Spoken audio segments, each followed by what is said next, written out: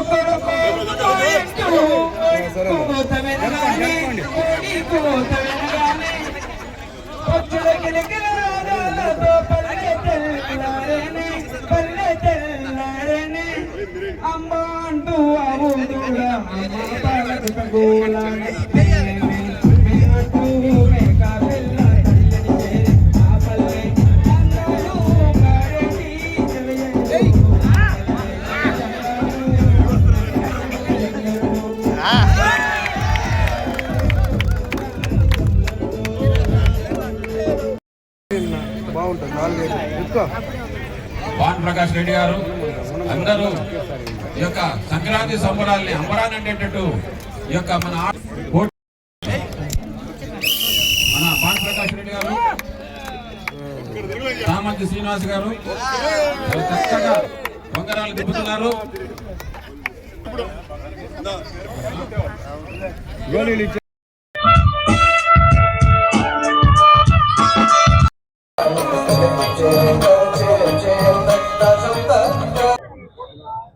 తెలుగు భాష యొక్క ఔన్నత్యం, తెలుగు భాషలో దాగి ఉన్నటువంటి కమ్మదనం, తీయదనం, తేనెలొలికినటువంటి తెలుగు భాష యొక్క వెలుగులో పండుగ జరుపుకోవాలనేటువంటి సంకల్పంతో ఇవాళ సంక్రాంతి సంబరాలు గాలిపటాల వేడుక పేరుతోటి కనుమరుగవుతున్నట్టు మరచిపోతున్నటువంటి మన ఆటపాటలు, వేషభాషలు, సంస్కృతి సంప్రదాయాలను ఉట్టిపడేలా ఇవాళ నగరంలో కూడా పల్లెను ప్రతిబింబించే విధంగా పునఃసృష్టి చేసేటువంటి ప్రయత్నం చేశాం.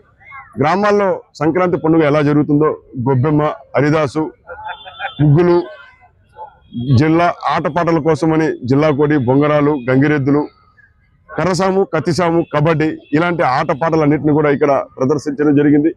పల్లెల్లో మనకు లభించేటువంటి తినుబండారాలు ఏదైతే ఉన్నాయో, చింతపచ్చడి కావచ్చు, రేకాయలు కావచ్చు, అదేవిధంగా నెల్లికాయలు కావచ్చు, వీటన్నిటితో చెరుకు గడలు, వీటన్నిటితో కలిపి తయారు చేసేటువంటి తినుబండారాలు, చాలా మధురంగా అనిపించేటువంటి తినుబండారాలను కూడా ఇక్కడ ప్రదర్శనలకు ఉంచడం, అందరూ కూడా దాన్ని తిని ఆనందంతో ఇవే పల్లె యొక్క అసలైనటువంటి రుచి అని మర్చిపోతున్నటువంటి రుచులను, మర్చిపోతున్నటువంటి అనుభూతులను గుర్తు చేసుకున్నటువంటి క్రమంలో ఇవాళ ఇస్కాన్ మందిరం ముందున్నటువంటి టీటీడీ మైదానంలో పిల్లలతో పోటీ పడుతూ పెద్దవాళ్ళందరూ కూడా అన్ని ఆటల్లో కూడా ఇవాళ ఆడడం జరిగింది.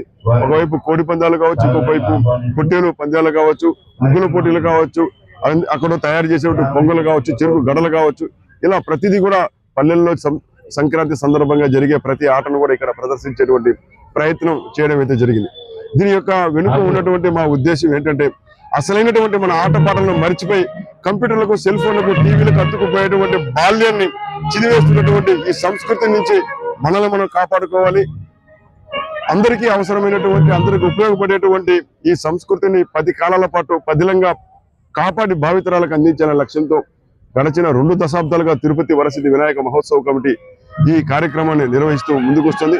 నగర ప్రజల నుంచి అనూహ్యమైన, విశేషమైనటువంటి స్పందన రావడం జరిగింది. మీరు చూస్తున్నారు, ఎమ్మెల్యే గారి దగ్గర నుంచి ప్రతి ఒక్కరు కూడా పిల్లలతో పోటీ పడుతూ గోళీలు, బొంగరాలు, జిల్లా కోడి, విలేజ్ క్రికెట్ ఇవన్నీ కూడా ఆడడం జరిగింది. కాబట్టి ఇలాంటి ఆటలు ఆడడమే అసలైనటువంటి సంక్రాంతి అనే విషయాన్ని చెప్పే ప్రయత్నం చేస్తున్నారు.